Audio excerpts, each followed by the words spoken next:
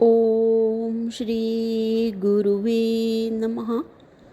ऐंकार हिंकार रहस्ययुक्तो श्रृंकार गूढ़ार्थ महाविभूत्य ओंकार मर्मः प्रतिबोधिकाभ्यां नमो नमः श्री गुरुपादुकाभ्याम्। ओम सहना भवतु सहनो भुनक्तु सह वीर्यं करवावहै तेजस्विनावधीतमस्तु मा विद्विषावहै। ओम शांति शांति शांति। ओम प्रणाम भगवान श्री विचार सागर दर्पण स्वामी श्री मनोहरानंद जी महाराज। और हमारा सप्तम तरंग चल रहा है भगवान, जिसमें बात चल रही है ज्ञानी के व्यवहार में कोई नियम नहीं। तो यहाँ पे स्वामी जी ने बता दिया कि भाई सब लोगों को यह निश्चय कर लेना चाहिए कि वे ज्ञानी लोग अपने अपने प्रारब्ध कर्मों के अनुसार जैसा तैसा बर्ताव करते हैं तो करते रहें, किंतु उन सबको जो अपने ब्रह्मत्व का ज्ञान होता है वह तो सबका एक समान ही होता है। ये पीछे मंत्र भी आया है, कृष्णो भोगी शुको त्यागी राजनो जनक राघवो विशिष्ट कर्म करता च त एते ज्ञानी ना समा। तो कि भाई सबको जो है ब्रह्मत्व का ज्ञान एक होता है, सबका एक समान होता है और मुक्ति भी उनको समान ही होती है। वे सभी शुद्ध ब्रह्म स्वरूप से स्थित हो जाते हैं। यही स्थिति शास्त्र और विद्वानों का निश्चय है। कुछ लोग ऐसा कहते हैं कि जो जीवन मुक्ति के सुख को त्याग कर अन्य व्यवहारों में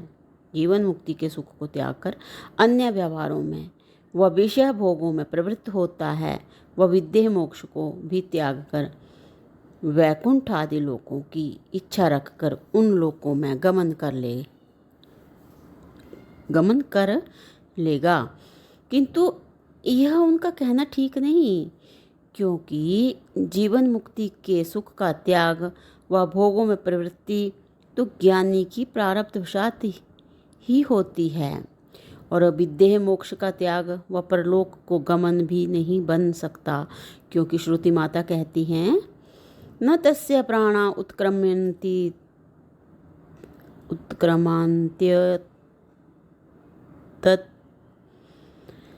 तत्रैव संवलीयन्ते। अथर्ववेद का नरसिंह उपनिषद तापनी है ये।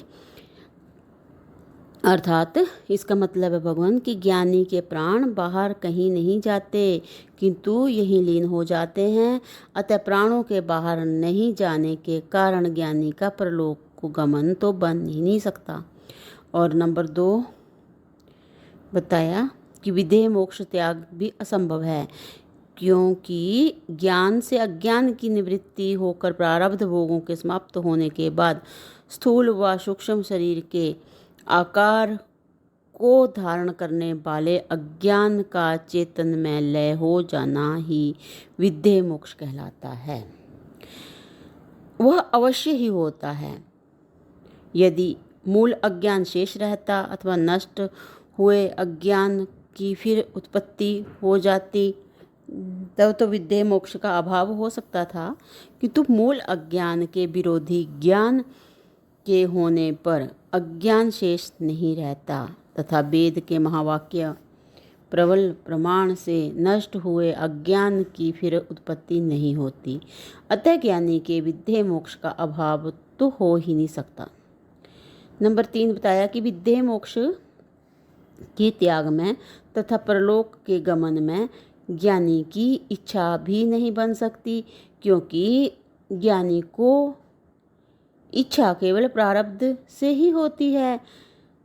जितनी सामग्री के बिना प्रारब्ध का भोग नहीं बन सकता, उतनी सामग्री को ही प्रारब्ध कर्म रचते हैं, और इच्छा के बिना भोग हो ही नहीं सकता। इसलिए ज्ञानी की इच्छा भी प्रारब्ध का ही फल है और प्रारब्ध समाप्त होने के बाद इच्छा का अभाव होने से विद्या मोक्ष के त्याग व परलोक गमन की इच्छा का ज्ञानी के लिए तो प्रश्न ही नहीं उठता। यदि कोई कहे कि जैसे ज्ञानी को विद्या मोक्ष के त्याग व परलोक गमन की इच्छा नहीं होती, वैसी विद्या मोक्ष की प्राप्ति की भी इच्छा नहीं होगी, फिर बिना इच्छा के ज्ञानी को विद्या मोक्ष की प्राप्ति कैसे होगी? तो इसका उत्तर बता रहे हैं कि यह है कि जो भ्रांति जिस अधिष्ठान के अज्ञान से उत्पन्न होती है, वह भ्रांति उस अधिष्ठान के अज्ञान के नष्ट होने पर स्वतः बिना चाहे ही नष्ट हो जाती है।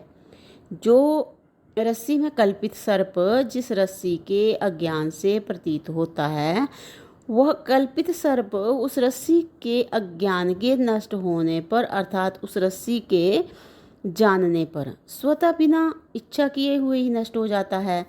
ठीक इसी प्रकार जो स्थूल व सूक्ष्म शरीर रूप कल्पित संसार जिस अधिष्ठान आत्म स्वरूप ब्रह्म के अज्ञान से प्रतीत होता है, वह कल्पित संसार उस अधिष्ठान के अज्ञान के नष्ट होने पर अर्थात अपने असली स्वरूप ब्रह्म को जानने पर स्वतः बिना इच्छा के ही नष्ट हो जाता है। अतः दृढ़ अप्रोक्ष ज्ञानवान मोक्ष की इच्छा से रहित होता हुआ भी मुक्त हो जाता है। भाष्यकार स्वामी श्री शंकराचार्य जी महाराज जी ने लिखा है कि देहात्म ज्ञानम देहात्म ज्ञानवादकम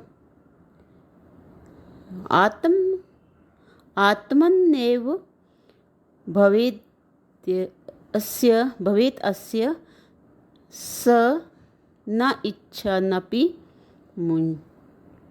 मुच्यते। इसका अर्थ है भगवान अर्थात जैसे अज्ञानियों को मैं पुरुष हूँ, ब्राह्मण हूँ, मैं यज्ञदत्त हूँ, इस प्रकार शरीर में दृढ़ आत्म बुद्धि होती है, उसी प्रकार जिसे शरीर में आत्म बुद्धि को नष्ट करने वाला ज्ञान ब्रह्म से अभिन्न आत्मा के विषय में दृढ़ रूप से हो जाए, अर्थात मैं मेरा वास्तविक स्वरूप साक्षी ब्रह्म हूँ, मैं मतलब मेरा वास्तविक स्वरूप साक्षी ब्रह्म हूँ। इस प्रकार जिसको आत्मा में इनकी अपने आप में दृढ़ ब्रह्म बुद्धि इनकी दृढ़ अप्रोक्ष ब्रह्म ज्ञान हो जाए, वह वृक्ष के छूटे हुए हाथ वाले की तरह न चाहता हुआ भी मुक्त हो जाता है। इससे सिद्ध हुआ कि बिना इच्छा के ज्ञानी का विद्या मोक्ष निश्चित है और स्वप्न से जगे हुए पुरुष को जैसे स्वप्न भ्रांति की निवृत्ति के त्याग में तथा स्वप्न के परलोक के गमन में इच्छा नहीं होती, स्वप्न से जगे हुए पुरुष को जैसे स्वप्न भ्रांति की निवृत्ति के त्याग में तथा स्वप्न के परलोक के गमन में इच्छा नहीं होती, ठीक इसी प्रकार ज्ञानी को बंध भ्रांति इनकी भ्रांति रूप संसार की निवृत्ति रूप विद्या मोक्ष के त्याग में और स्वर्ग आदि परलोक के गमन में भी इच्छा नहीं होती।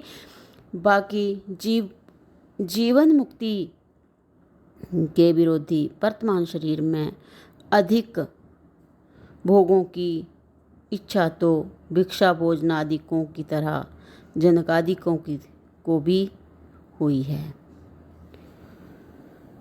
तो यदि कोई कहे कि गीता में भगवान ने ज्ञानी का लक्षण बताते हुए कहा है उदासीनवत आसीन, तो भगवान इसकी व्याख्या विस्तृत हम अगले सत्संग से कंटिन्यू करते हैं।